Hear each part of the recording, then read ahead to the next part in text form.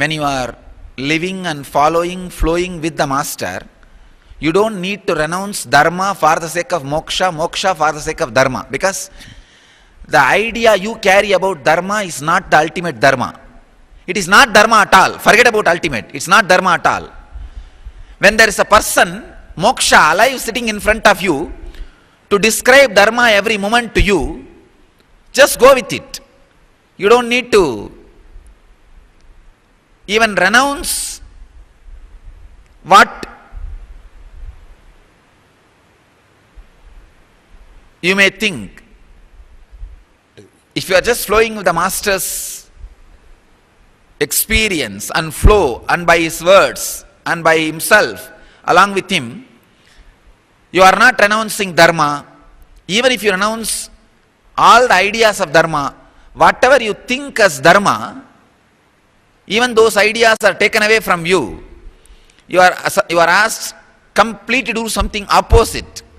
Even then, the very renunciation of dharma does not happen in you, as the dharma itself is expressing itself directly in your life through a person who is established in the ultimate dharma and moksha.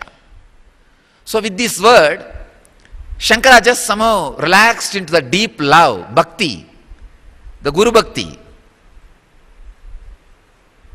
So he stopped or relaxed from presenting further argument, because any argument Shankara will present for this thought trend will be disrespectful to the Guru Bhakti, his own Guru. So he just rested. Let me start one by one.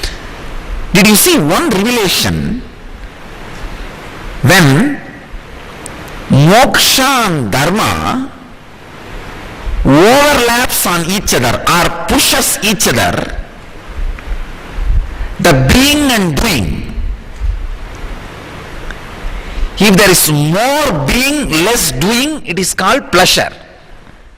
If there is more doing, less being, it is called wealth, artha. Wow. The whole life science is over. And if completely being takes over, moksha. If completely doing takes over, dharma.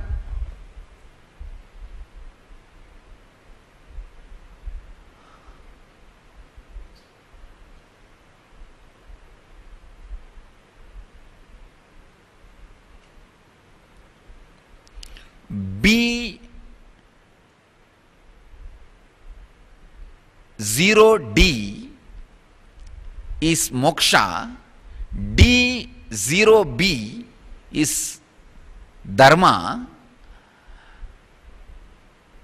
D higher than B is wealth, B higher than D is pleasure.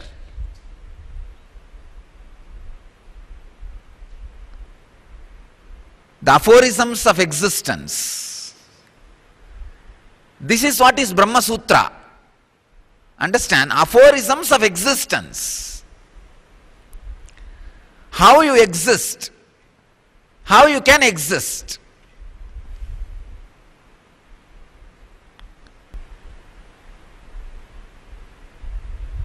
I can say, it's not debate between Shankara and Vyasa, gossip between Shankara and Vyasa.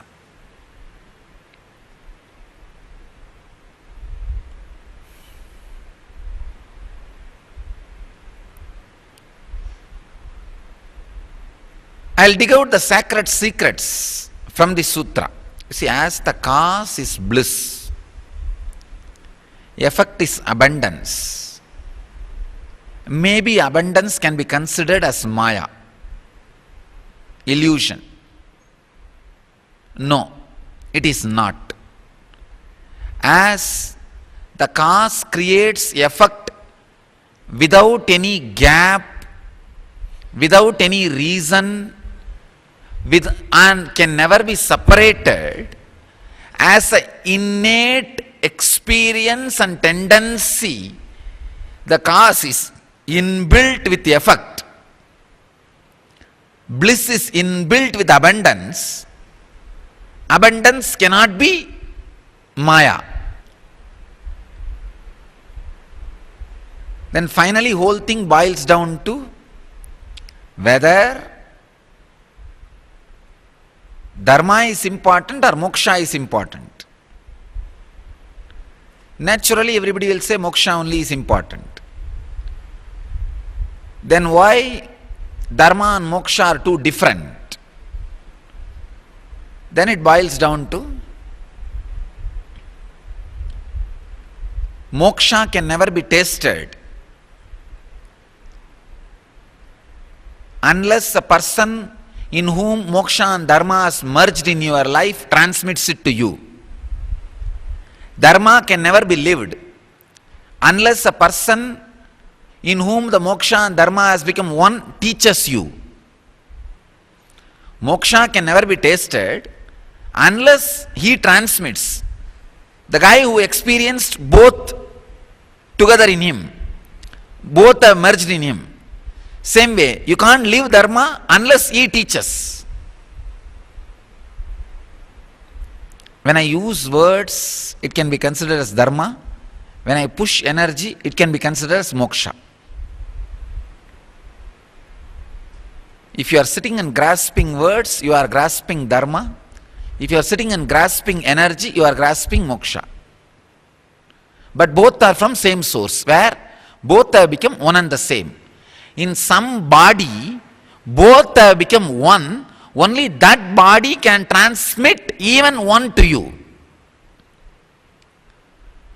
Because it can be transmitted only from a body where both have become one, you don't need to renounce one for the sake of other.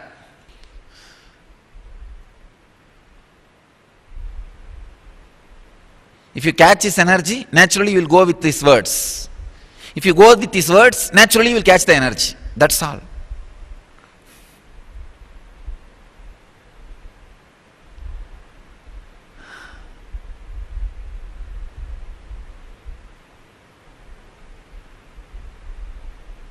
I think today you guys cannot have a debate. Or do one thing, Vyasa team transcribe the Vyasa's thought flow. Shankara's team transcribe Shankara's thought flow. And both of you try to repeat those same arguments in your understanding. As per your understanding, try to repeat the same arguments. Maybe you will have more deeper understandings. Understand? Today, I have not only given the sacred secret for debate, I have given the complete thought flow for debate. The very thought flow for debate is given.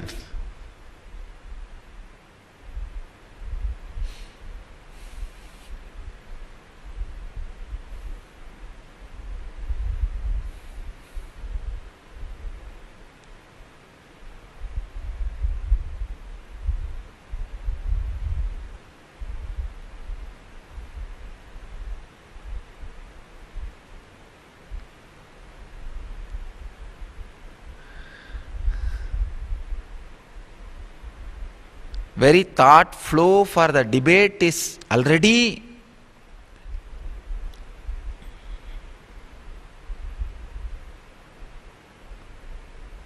presented to you. You just intensify those words as you understand. I can give you these 3 sacred secrets. Is abundance and bliss different? Is dharma and moksha different? Is the master is the source of both? You can honestly debate. Sometimes you can have a different view. You can say, I can understand master is moksha, but I don't think he is dharma. You can say. You can present your own arguments. You can say, no, I think master is dharma, he may not be moksha. Or you can say, I think he is neither both, dharma nor moksha. Or you can say he is both, but he transmits only one, dharma or moksha. Or you can say no, he is both and he transmits both. You can take any flow. The sacred secret can be easy source of dharma and moksha. Does he transmits both? Who gets which? Or who receives which? Who receives what? You can explore. You can debate. Send me the results of your debate, then I'll further explore into this thought trend. Let Vyasa and Shankara bless all of us to understand their very thought flow.